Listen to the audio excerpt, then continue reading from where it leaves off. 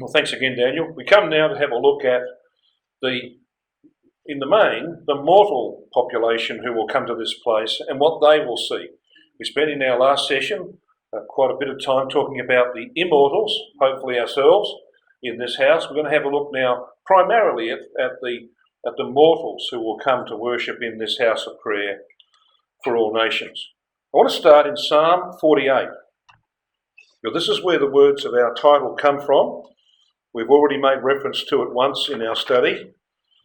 I'm going to give you Rotherham's translation of Psalm 48. So if you're following it along, whatever translation you might have, you will see there are some differences. A melodious song is the superscription of this psalm for the sons of Korah.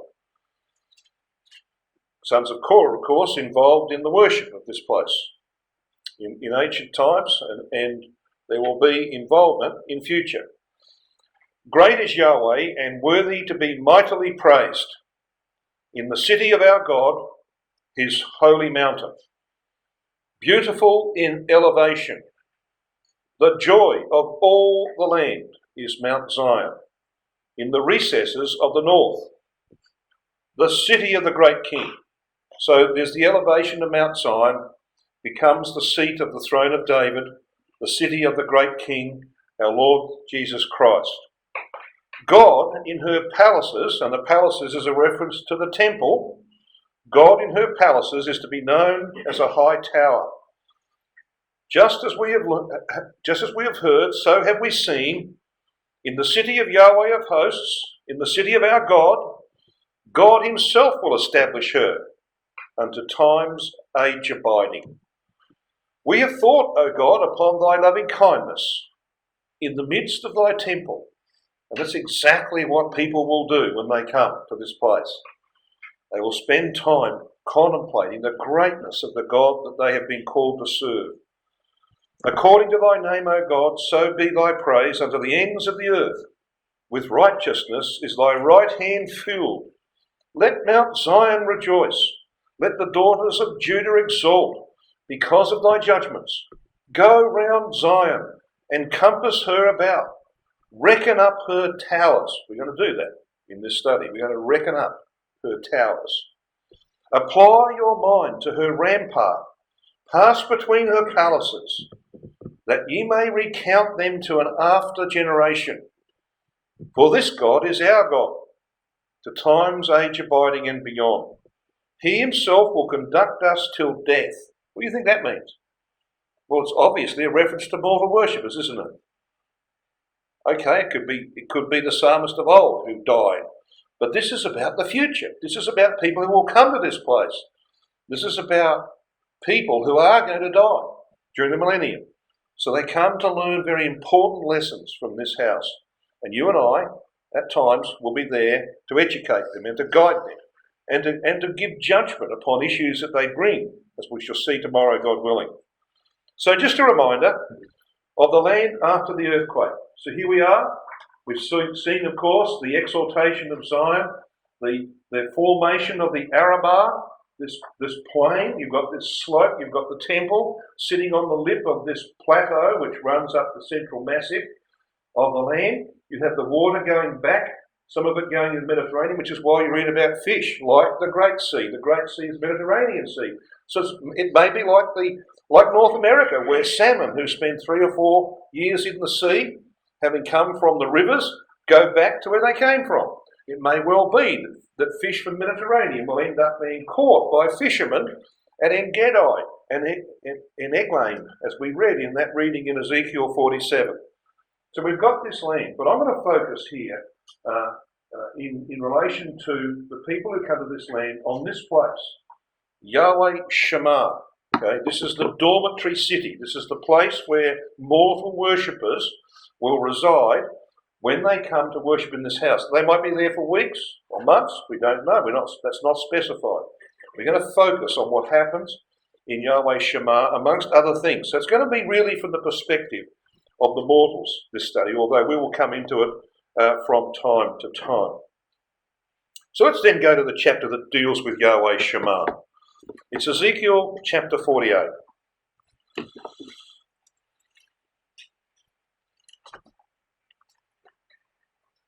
The very last chapter of the prophecy of Ezekiel.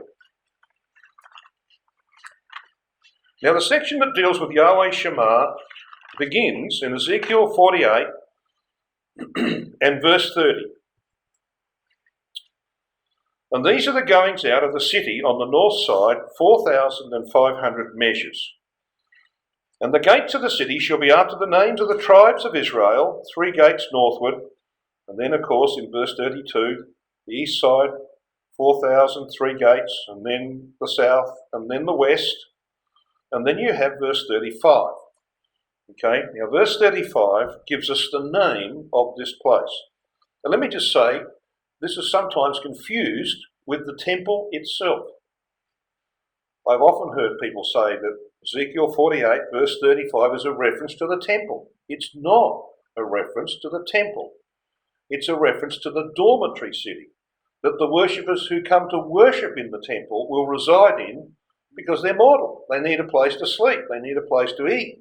They need bathrooms, washrooms, okay? That's where they'll find this. And of course, obviously, in the house of prayer, there will also be provision made for things that mortals require. But this is a totally different place to the temple itself. Now, the confusion comes from what you read in the translation of verse 35, because it says this. It was round about 18,000 measures, and the name of the city from that day shall be Yahweh is there. Now, it's a pretty poor translation. You may have a different translation to that, but that's a pretty poor translation. So what we're talking about is this city. It's a large city. It's nearly 11 miles square. Okay, so it's a pretty big place. And it is some 22 miles from the temple, which is up here. Okay, and the name Yahweh Shamar is given by Brother Sully. He says the meaning is Yahweh thither, or to Yahweh from this place. Literally, in the Hebrew, it means from thence unto Yahweh. Okay, so what it's saying is that when the mortal worshippers come to worship in the temple up here, this is where they abide while they are in the land. This is the place. It's like a dormitory city. And so they are housed and fed and cared for here in this place. And then they make the journey, whenever it's required, they make the journey 22 miles north to the house. And we don't know whether there's some kind of conveyance. We're not told that sort of information. But there probably will be some form of conveyance that will get them up there. They may have to walk it. Well, of course, it'd take you quite a while to walk 22 miles, wouldn't it, at 4 miles an hour? So, yeah, we don't know. But that's where they will be residing for the time that they are in the land. And of course, this place has to be serviced, doesn't it? This is why it has fields to the east and to the west. And those fields will be tended by the Levites, and also we know that the children of Israel are going to have some involvement in this. So let's have a look at some of that data. I want you to come to Ezekiel 48, and I'm going to read from verse 15. Because this is where this city begins to be described. Verse 15. And the 5,000 that are left in the breadth over against the 25,000 shall be a profane place for the city, for dwelling and for suburbs. And the word suburbs means open country. That's where flocks are kept for pasture.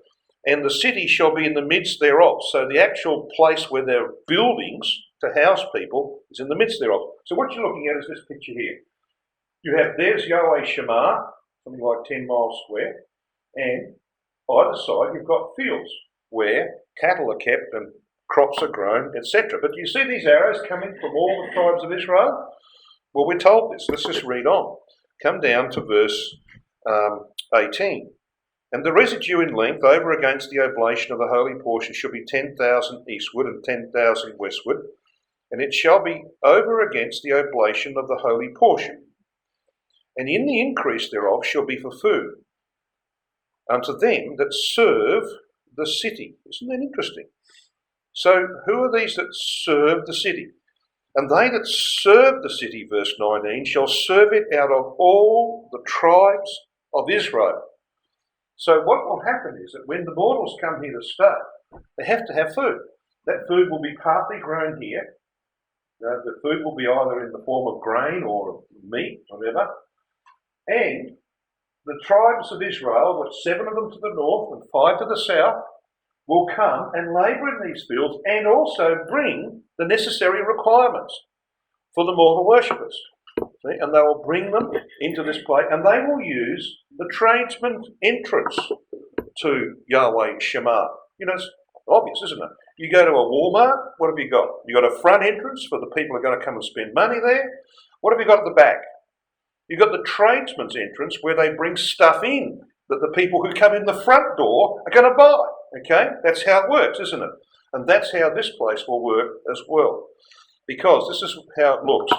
It has 12 gates, and that's what we read at the end of Ezekiel 48. So it's got 3 gates from the south. When people come to this place, they will come in from the south. That's how they will access Yahweh Shamar. They'll find a lodging in here. When it comes time to go to worship, they'll go through one of the 3 northern gates. When they come back, they'll come through one of the 3 northern gates. But these gates, the 3 on the west and the 3 on the east, are for the use of the Levites and for the children of Israel, the mortal Israelites, who will bring stuff into this place to feed and care for the mortal worshippers who come from Gentile lands. That's how it will work. So there are the 12 gates, and of course we pointed out in previous studies, I think, that the gates to the north and the gates to the south are all sons of Leah. And it's because of her faithfulness under severe trial and tribulation for decades. She's going to have that in the kingdom age for 1,000 years, that all worshippers who come to the temple will access by the gates of her sons from the south, go to the temple through her gates, come back through her gates. There will be a reward for the faithfulness of Leah. So this is how it will happen, visiting the house of prayer. Now there is a very important law of the house. I'm going to talk about this again tomorrow morning when we talk about sacrifice. Extremely important law of the house. It's in Ezekiel 46 verse 9. It's actually a parenthesis. It goes on to say this: he that entereth in by the way of the north gate, and the north gate is where sacrifice is made, to worship, shall go out by the way of the south gate. And he that entereth by the way of the south gate shall go forth by the way of the north gate.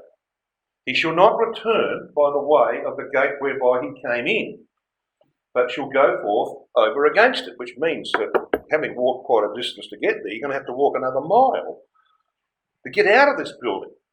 So you can't just sort of poke your nose in the north and say, well, it looks nice, and then go out. You've actually got to go right across. You've got to walk a mile to get out the other side. Now, this is very important in relation to sacrifices, we will see tomorrow. So this is just to illustrate the way that people will access this house. So they come to make sacrifice. Now, if you're going to make sacrifice, you can only make sacrifice in this house on the north side. And we'll point out the reason for that tomorrow. So when they've made their sacrifice, done whatever else they have to do, they come back to Yahweh Shamar. If they've made sacrifice previously, they don't need to do that again. They can come through the south gate, but they've got to go through the north gate. Now you can't come around here because these are waters of swimming, as we've just read in Ezekiel 47. And of course these gates are shut, so this is out of bounds for mortals. Totally out of bounds. So they've actually got to go around here. Of course, there's a dump out there. You can't have mortals without rubbish or trash, can you? That's just part of life. So there'll be a dump out there, some distance from the temple, because you don't want the odours of the dump to be insinuating themselves into the house of prayer. So they'll have to go past this dump to go back to Yahweh Shamar. Get a bit of a feel for access. Well, there are others who will access from another direction. We read in Ezekiel 39, I'll pass by the mausoleum for gold. And there will be a mausoleum for gold up here. So they'll come past that, they'll come in, they'll do their sacrifice, they'll come out the south, they've got to go back this way. So it's quite a journey, isn't it? What do you reckon that means? Walk about Zion. Go round about her, said Psalm 48. Remember? Tell the towers thereof. Yeah, you're going to pass quite a few. You're going to walk around Zion. You can't just sort of poke your nose in and walk away. You have to walk around it. Why? Well, so that you can study it and remember it and go back and tell the people at home what you saw. Just like Ezekiel walked around the house and wrote it down and told it to the people of Israel and told it to you and me. What for? So that people can build a vision. The people that are at home, given all this detail, can build a vision. All right? And when they get there, oh, I know, that's exactly what I saw in my vision. What's happening here? I know this. See? And that will shape the way they live their lives today. That's the point of it. Where there's no vision, the people perish. They're made naked. You get a vision, then you'll aim to be there. That's what it's all about. Great importance. I want to come and have a look now at the corner towers that are going to be very much in that vision. Come to Ezekiel 46, the last little passage that we read a little while ago. Ezekiel 46. We'll pick this up from verse 19, which begins a description of the corner towers. Verse 19 says, "And he brought me through the entry, which was at the side of the gate, into the holy chambers of the priests, which looked toward the north." So this is the side of sacrifice. "And behold, there was a place on the two sides westward," or as it is rendered by the RV, the hinder part. The RSV has at the extreme western end of them. So Ezekiel's looking west, east is to the front. So here we've got it. This is the northern outer court, so this is where they enter. Okay, sacrifice is made here. On the other side of the pavement, so it's 100 cubits from the wall here to the wall here, 100 cubits. On the other side of this pavement, these cellae are called the holy chambers of the priests. Now the priests referred to here are not immortal priests. This is the mortal priests. Okay, this is where they operate from. So this is where Ezekiel, and he's looking at the extreme western end of them. He's looking at this. So what's he going to see? He's going to see towers. So that's why in verse 20 he's going to describe these towers. Then he said unto me, "This is the place where the priests, mortal priests, shall boil the trespass offering and the sin offering, where they shall bake the meat offering, that they bear them not out into the outer court to sanctify the people." Then he brought me forth into the outer court and caused me to pass by the four corners of the court. So he's guided, in fact, to each corner of the outer court. And he discovers four identical courts at each corner of this house. So this is where, in these places, the priests, the mortal Levites, will prepare the trespass offering, the sin offering, etc. Okay? And these, of course, under the law of Moses, were consumed only by the priests. We know that from Leviticus chapter 6. We're going to see people are going to be involved in meals and feasts that are held. Then it says in verse 21, "He caused me to pass by the four corners, guided to each of the four corners of this massive 1 mile square building." And he finds four identical courts there. So let's read on in verse 22. "In the four corners of the court there were courts joined of 40. Now, most of your Bibles have cubits. True? Not true. That's what you got, but it's not true. It should be reeds. All right? Now, the difference between a cubit and a reed is quite enormous, isn't it? A cubit is what? 2 feet? A reed is 6 cubits, 12 feet. So quite a big difference. It actually should read reeds. So they were, he says, joined of 40 reeds long and 30 broad. These four corners were of one measure. So what does this word joined imply? Well, it's the Hebrew word katrol, and it means smoking or steaming with fragrance. Young's literal has perfume. In other words, there's steam and smoke coming out of these four corners. Why would that be the case? Well, we were told. See what it says in verse 20? This is the place where they bake the meal offering. This is where they boil the trespass offering. When was the last time you boiled something? Did you get vapour? If you're using a fire, do you get smoke? Well, of course you do. Does it smell okay? If it's something that's cooking that's pleasant? Yeah. So it's like a perfume, isn't it? So when Ezekiel sees these corner towers, the one thing he notices is that there's steam and smoke coming out, and it smells pretty good. There's a perfume there. Why? Well, because they're actually preparing the meals that will be partaken of in this place by mortal worshippers. You know how many people can actually sit down and eat a meal here each day? 500,000. 500,000 people can sit down on the north, west, and south of this building in the halls or the cellar on north, west, and south. It's a lot of people, isn't it? It's a lot of cooking. That's why you have to have 4 of them going. Right? 4 of these going. Because there's going to be a lot of cooking done in this place every day. You're going to have a lot of Levites running around. You know what it's like preparing meals? Yeah. It's a lot of work. There's a lot of Levites running around doing all of that kind of work. And they'll burn the incense and the fat, as that word comes from the word katar, raise an odour by burn incense and the fat. That's going to happen on the altar, on the heights of Mount Zion. But the other parts of the offering that are going to be used for food are prepared in these 4 corner towers. Now we were told they're 40 cubits. You see cubits is in italics? Yep. That's because it should read reeds. It actually refers to the height of these corner towers.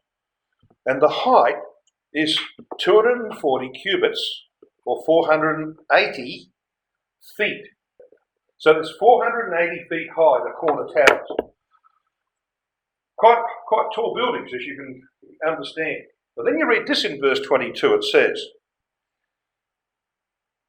30 broad. Only one measurement is given because the chord is actually square. 30 reeds is 180 cubits.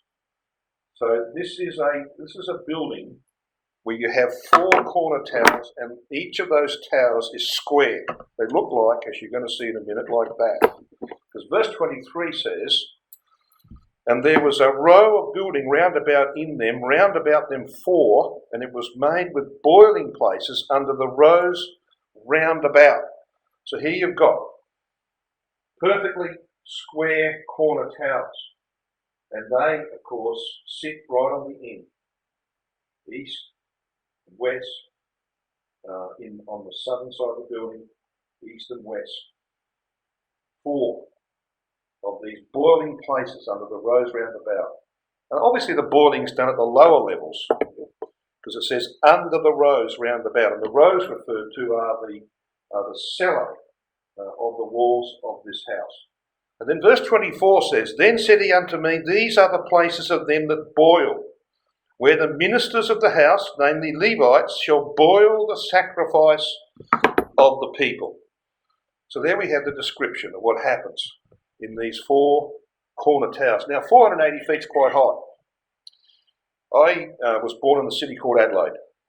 It was designed by a gentleman called Colonel Light in 1836. And it's 1 mile square. All right. So you have North Terrace and East Terrace, South Terrace, and West Terrace, 1 mile square. Around that you have parkland. And there's a building in Adelaide that's 480 feet high. So when you stand up on Mount Lofty and look down at Adelaide, you can see the 1 mile square and a building that's 480 feet high. So you can actually get a picture of what this temple is going to look like. I want to move on then now to another very important subject. Now, I know a little bit of detail about the architecture is not all that easy, but this is easy. Right? This is a very important part of what we read in Ezekiel 47, because There's water everywhere in this land. Why? Because it comes out from under the altar on Mount Zion. And we read about that in Ezekiel 47. So the passage we want to have a look at is verses 1 to 12. Verses 1 to 5 is about the cleansing waters of Zion. And verses 6 to 12 is about how they heal, the healing waters of Zion. And we know from places like Psalm 46 and verse 4, there is a river, the streams whereof, notice it says streams, so that at least two. There's a river, the streams whereof shall make glad the city of God, the holy place of the tabernacles of the Most High. Okay, now we want to see what that means exactly. So let's come and have a look at verse 1 of Ezekiel 47. Afterward he brought me again unto the door of the house, and behold, waters issued out from under the threshold of the house eastward. It's interesting, isn't it? For the forefront of the house stood toward the east, and the waters came down from the right side of the house at the south side of the altar. So it's a very detailed description. And what it means, of course, is that as we look at this, there's the east of the house, okay, and he says that waters came out from under the threshold of the house eastward, but they came firstly down the side of Mount Zion, from under the altar. And they come down what he calls the right side of the house. So if you're facing east, what's the right side?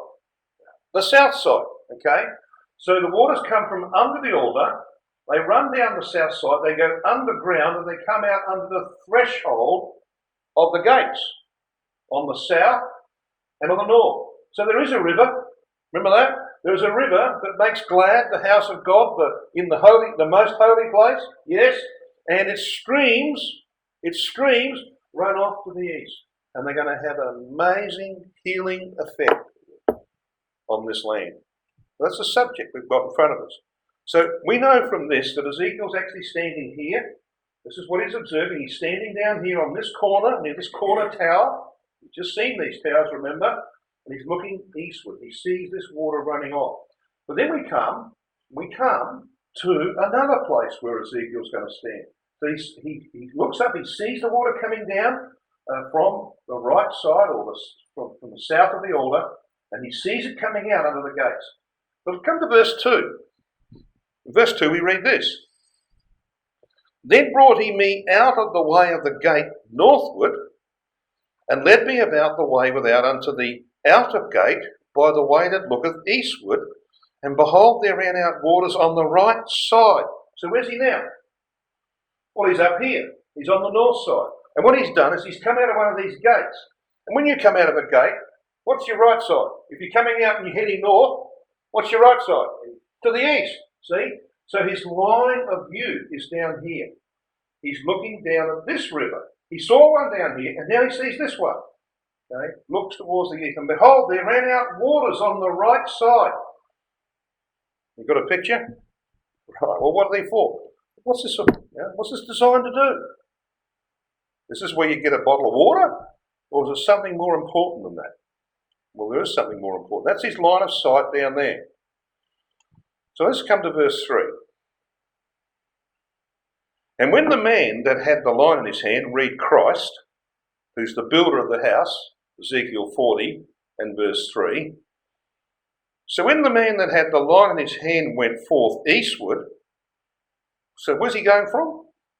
Well, he's with Ezekiel. He takes Ezekiel out here. They look to the east. That's their line of sight. And he watches Christ measure from this point. He says, he went forth eastward. He measured 1,000 cubits, and he brought me through the waters, and the waters were to the ankles. So he sees him measuring, and he follows him. Okay? And they go 1,000 cubits. Now, how long was this wall? 3,000 cubits. So he goes a third of the way, and the water is up to the ankles. So what would they be for, do you think? Up to the ankles? Well, washing your feet. Yeah. It's like John 13 verse 10. If you've been walking in the way, you're going to get dirty feet, aren't you? You know, that's what happens if you get dirty feet. You have to wash your feet. That's your walk, washing your walk. So those who have been baptised, when they come to this place, they'll go through the water to the ankles, wash their feet. Where next? Look at verse 4.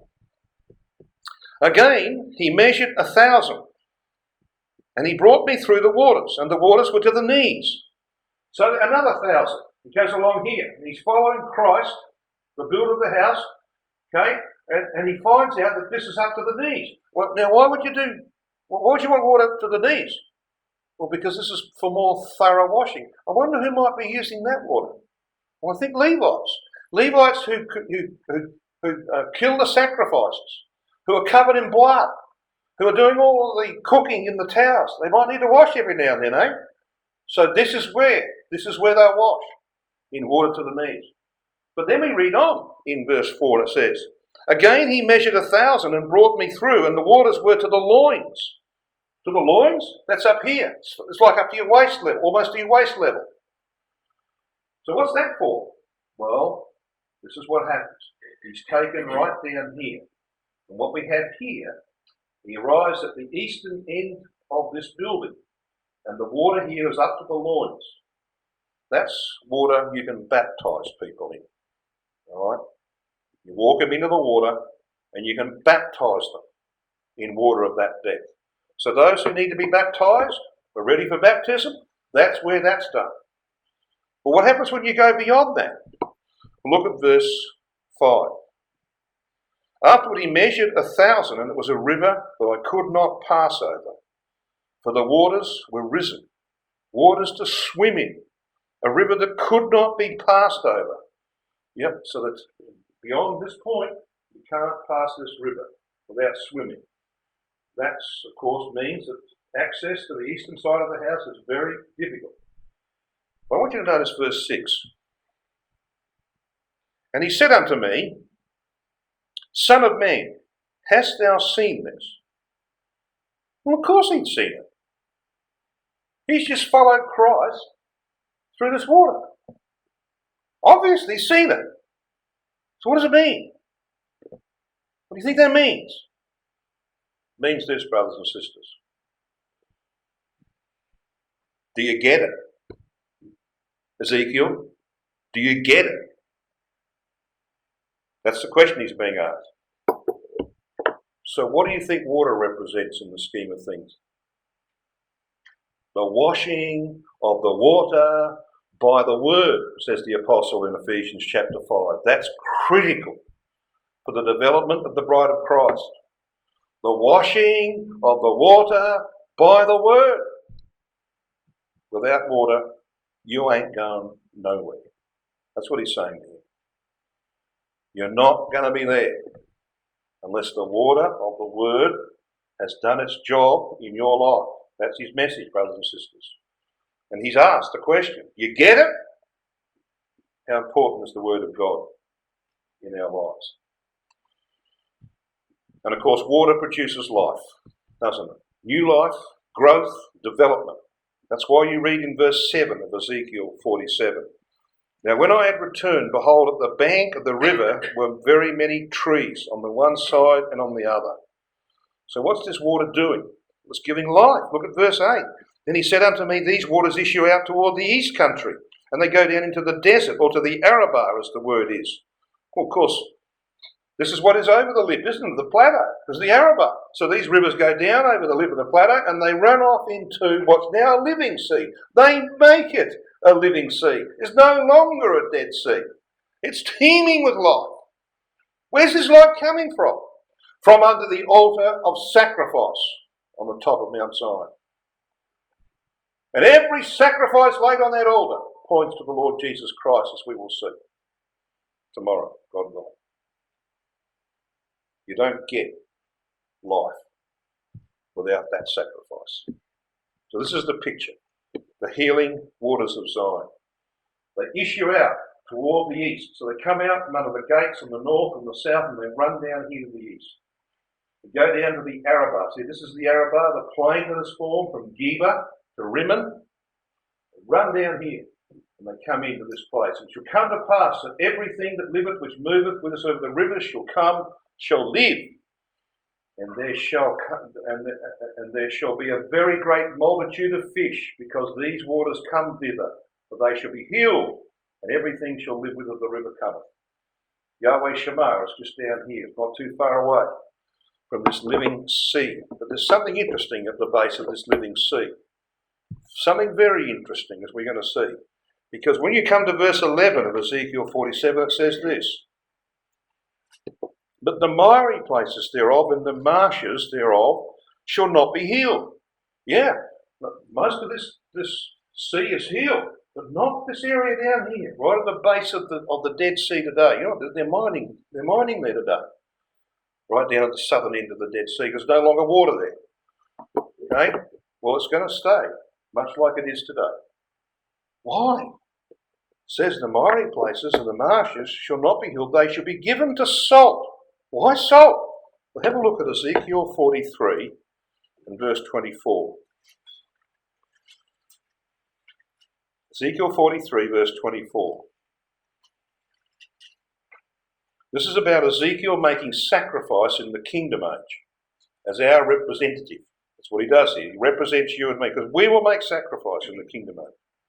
Look at verse 24. "And thou, Ezekiel, shall offer them before Yahweh.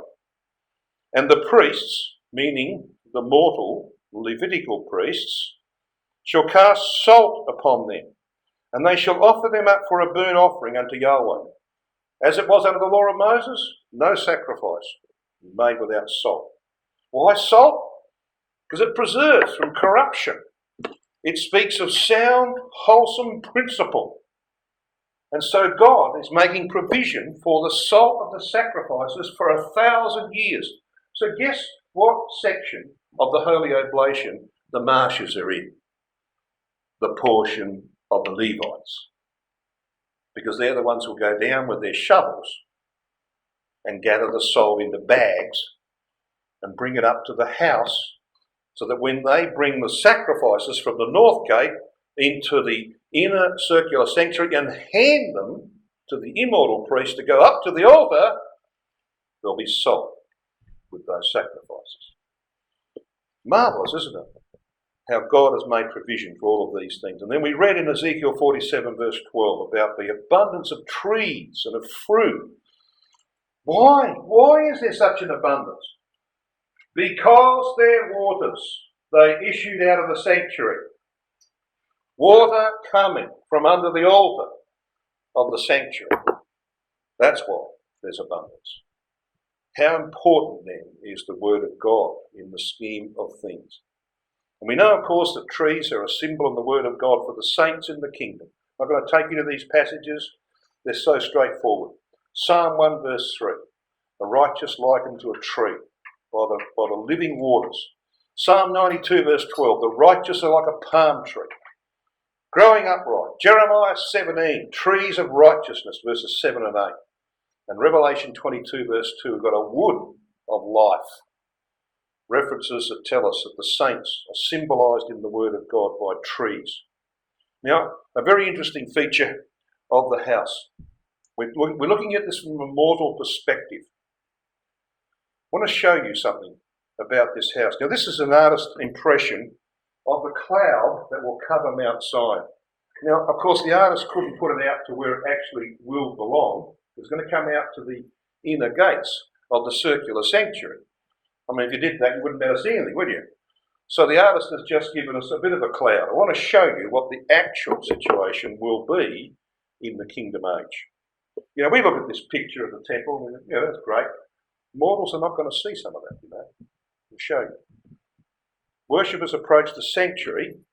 We read in Isaiah 66 verse 23, "Come to pass from one new moon to another, and from one Sabbath to another, shall all flesh come to worship before me." And here they come to the inner circular sanctuary. So they've done their sacrifice.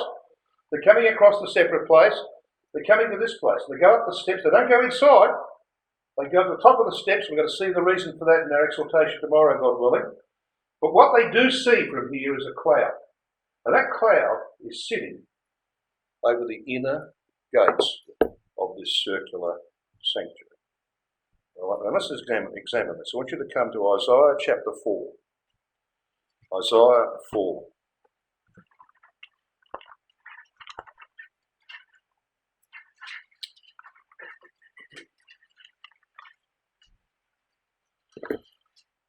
Now here's our inner circular building. You can see by the curvature, and we've been here before, haven't we?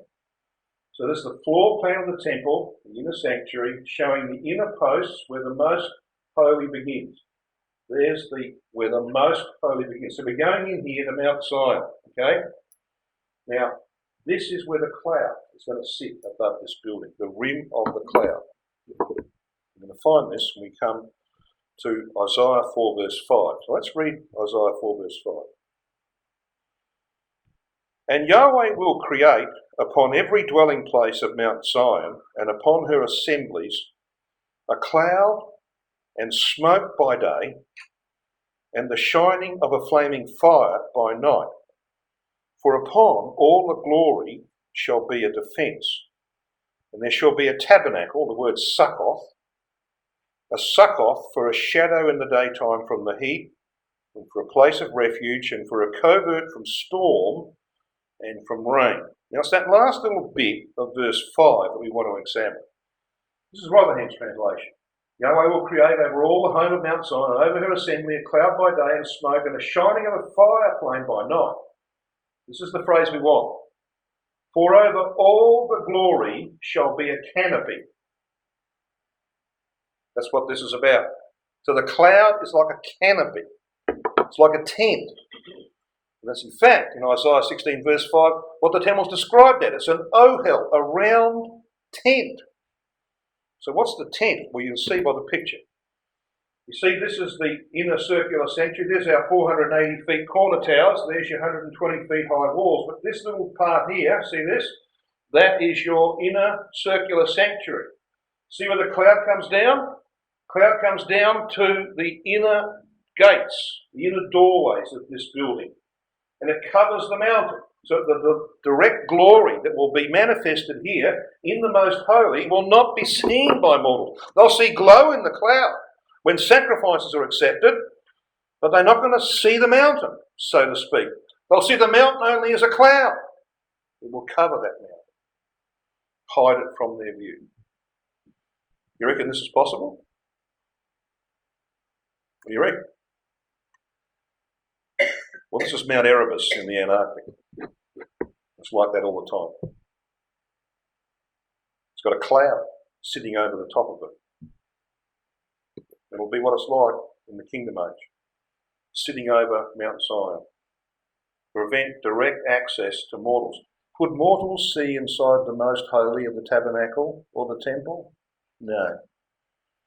And they're not going to see that in the Kingdom Age.